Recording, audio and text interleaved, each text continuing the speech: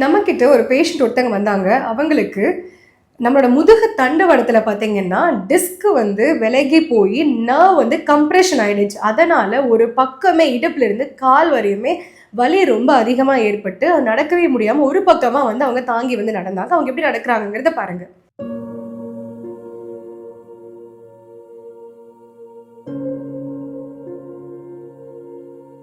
இப்போ இந்த பேஷண்ட்டுக்கு வந்து நம்ம இங்கே வந்து தங்க வச்சு நம்ம வந்து ட்ரீட்மெண்ட் கொடுத்தோம். சித்த முறைப்படியும் வர்மா முறைப்படியும் ட்ரீட்மெண்ட் கொடுத்து இப்போ வந்து அவங்க எப்படி நடக்கிறாங்கிறத பாருங்க.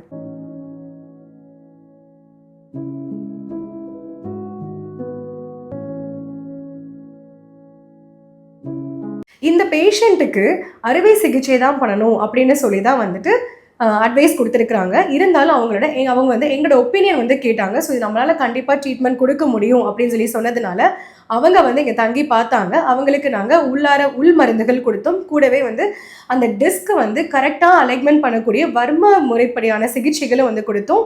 அதனால வந்து இப்போ அவங்க வலி இல்லாமலும் இருக்கிறாங்க. அவங்களோட நடையும் வந்துட்டு நல்லாவே வந்து மாறி இருக்கு. ஸோ இந்த கழுத்து வலி, இந்த சர்விக்கலில் வந்துட்டு கம்ப்ரெஷன் ஆயிருக்கு, லம்பாரில் கம்ப்ரெஷன் இருக்குது. அதனால வந்து சர்ஜரி தான் ஒரே ஆப்ஷன் கிடையாது. சர்ஜரி இல்லாமலையும் சித்த மருத்துவத்தில் கண்டிப்பாக இதுக்கான தீர்வு வந்து இருக்குது. தமிழ் மருத்துவமான சித்த மருத்துவத்தை பற்றி தெரிஞ்சுக்கிறதுக்கு சப்ஸ்கிரைப் பண்ணுங்கள்.